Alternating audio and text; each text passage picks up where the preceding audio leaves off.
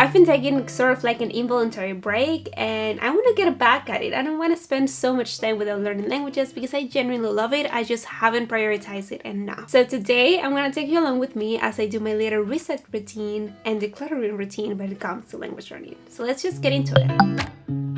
So the first thing I'm gonna do and I recommend you to do is to declutter. And this means to clean your physical space, to organize your textbooks, your notebooks, your pencil case. Just make your learning space clean and organized, or wherever you keep your notebooks and language learning stuff clean and organized, and give away or throw out everything that doesn't serve you anymore. Decluttering is so important for our mental space. Everything that we see everywhere is kind of like sending us a signal.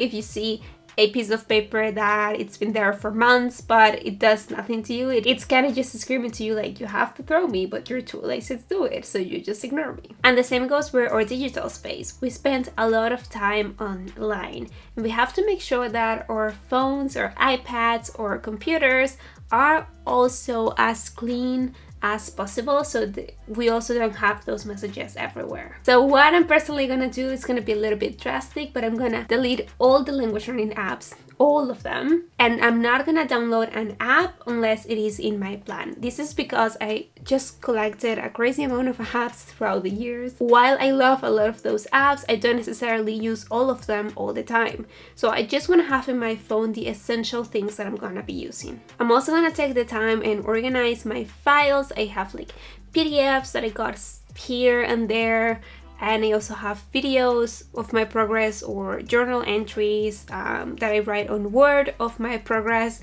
and I just want to have them all clean and organized in a Google Drive folder. So now that everything is clean, I just feel so much fresher. I just feel so much better. Now I kind of want to review what my goals were a month ago, and I also kind of want to see why I took such a long break. What was stopping me? So I just basically just watched my own video that I made to see what I wanted to do, and also watch the plan that I had and what were my intentions. And I realized that the reason why it didn't happen, maybe it was more because I at the moment have other personal priorities, and I've also been a little bit burned out with languages lately because I feel like everything I do is related to languages at the moment. It's my job, it's my social life, it's my hobby, it's everything is just languages, and I'm kind of wanting a break from that. I don't want to stop learning languages because I genuinely love it, but I'm gonna take a little bit of a step back, and I'm gonna create a new plan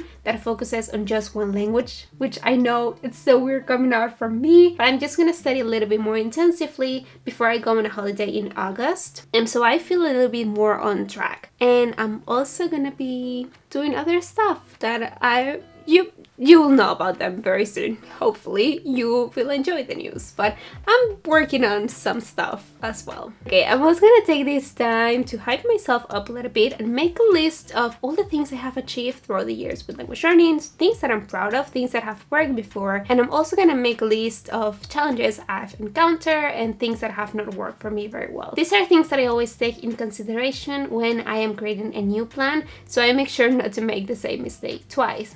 I also have a list of my favorite apps ever and why and how they help me, and I just created these on my notes on my iPad, and I just reference them whenever I am creating a plan. Maybe these are too many lists, and I get it, but this is just basically something I create once and I add onto it every now and then, and it helps me so much into creating plans over and over again without the overwhelm of it, because I know exactly what works and what doesn't. So now that I've reviewed everything I've done, it's time to create a plan. So let's talk about why creating a plan is helpful. If your nature is more like mine, where you're a little bit more creative, where you're a little bit more all over the place, where you get distracted easily, having a plan to follow and having a little bit more on accountability, self-accountability and external accountability to go along with your plan is gonna help you so much to stay consistent and actually achieve your goals. One of my biggest problems ever was that I never completed things I started, which is something that, to be honest, I'm still figuring out. But having a plan helps me actually finish things and have that sense of completion and of achievement that you need when you're learning languages on your own, because most of the times you're just doing things but you don't know what is working and what isn't, especially if you are in intermediate levels where it just takes longer and progress is just not so noticeable. So it essentially helps you progress, and in the process it also helps you build the routines and the habits to maintain language learning long term. If you are someone who loves learning languages, and if you're learning absolutely any language, you have to make sure that you are making time for those languages in your life, because even when you're done studying them or studying them so actively, you will still want to create a space for those languages to exist within your week and your day. So creating those routines and habits are going to be super helpful. I have so many videos on how to plan and how to create a schedule, and I'm making more videos on how to plan and how to create a schedule. So I'm not going to dive too deep into it. I just wanted to give you some of the reasons why I think it's important to have some plan, some routine, some schedule to go with it. Last but not least, I've been working on simplifying a lot of things in my life, and that includes my language learning. So I'm gonna be learning maybe less languages at the time and doing more streamlined activities with language learning, things that are easier for me to follow day in and day out. So I recommend you kind of go that route of less is more, especially when it comes to resources. Focus on what is essential. So basically the way that I simplify is to apply a little bit of essentialism into my language learning and into everything in my life. I do this by asking the question presented from the book called The One Thing, and the question goes like, what is the one thing I can do such that by doing it, everything else will be easier or unnecessary? And I apply it with resources and also skills that I want to improve. So what is the one skill that I can improve right now such that by doing it, everything else is easier or unnecessary? Sometimes that is grammar, sometimes that is vocab, sometimes it's a combination of everything. Sometimes it's a resource or a routine that I have to follow. So where do I have to put my focus in order to actually improve in this language?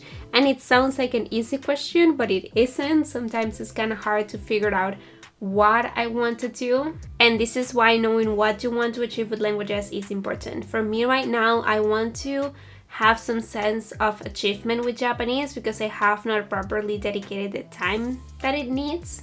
So that's why I will be focusing in Japanese for the next month, because I want that sense of achievement. And I know that if I achieve learning a little bit more of Japanese, then I will be so much more confident and it will make the rest of my language learning journey easier. It's also gonna make my life easier to fit just one language instead of 3 or 2, which I normally do. And that doesn't mean that I'm not gonna do anything else with other languages. It just means that I'm gonna do it less than I will normally do. There won't be scheduled, just be random whenever I feel it, if I feel like it.